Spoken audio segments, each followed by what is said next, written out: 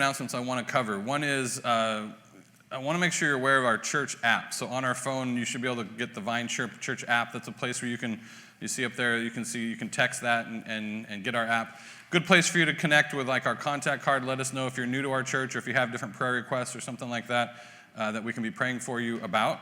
I just want to make sure that you're aware of that way to connect with us as a church. Last Sunday, we did our Easter service, so where we had 2 services. It was cool, right? Wasn't it fun to get, I think we had just a good amount of people in both services, and we had another 25 or 30 families or people tuning in on our online service. It was just a great day to celebrate together. Just want you to know that like as you did that, you might be thinking, is this what we're going to do moving forward? Are we just going to keep doing this 2-service format? And I just want you to know we're still planning out what coming back looks like for us as things continue to get better with vaccines and arms and all that kind of stuff.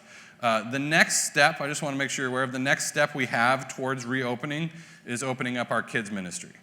And so that is the next step that we're working towards right at the current time right now. We're setting up the gym for kind of a kids worship format. We're changing kind of how we do kids. Before we did classroom-based kids ministry. This time we're going to do more of a worship-based kids ministry, and we're getting the gym set and ready for that. We actually have a tentative date right now of Mother's Day, so it's the second week in May. I don't know the exact date off the top of my head, but that's going to be our first Sunday that we're going to try to do kids ministry back live and working. And so we'll give you more details as we come closer to that. But that kind of is our next step. The step after that, we're still deciding whether or not to get more people in one service or go to 2 services. Having kids ministry is going to give us some space anyway. Kids won't be in this room, so we can put more people in this room and still kind of stay within that quota that we're trying to stay within. But then after that, we're still looking at, are we going to use the capacity limits that we have right now, which is pushing 50%? But then also we're thinking about maybe doing 2 services. So keep praying for us on that decision as we're trying to make that decision. But also not just pray, please give us your insight on that. We have a survey that we put out to the church to try to encourage the church to let us know kind of their thoughts on that. And so if you could, please let us know your thoughts. To take that survey and let us know your thoughts. It'll help us make that next decision. Another announcement is this Wednesday, we're going to have a Zoom Q&A with Zane. If you're familiar, we've been talking as a church and praying as a church of hiring Zane Spoiler as an associate pastor here at the church.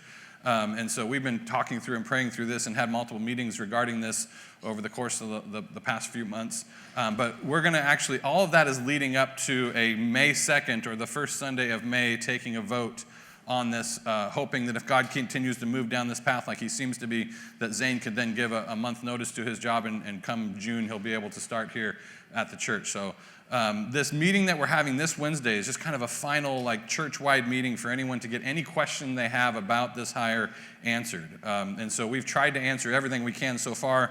If you have any questions, thoughts, insight, please reach out to me. Come to that meeting. We'd love to have you engage in that. And then the final announcement I want to give out is, if you remember, in March we were doing a food drive for Nourishing Network. So Nourishing Network, of course, is homeless kids in the Edmonds School District that don't have food. We're helping provide food for them. I just wanted you to know that we raised enough food here almost to fill the van. They brought a van in, and we packed that thing with food that we have here.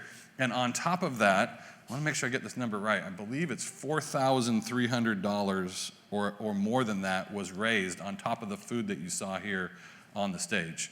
And so that $4,300 is going to provide probably 3 or 4 or 5 times the amount that you even saw on the stage. So thank you so much for your generosity, and just going to continue to pray that God uses that to not just care for the physical well-being of these kids, but also the spiritual well-being of these kids as well. So let me go ahead and pray.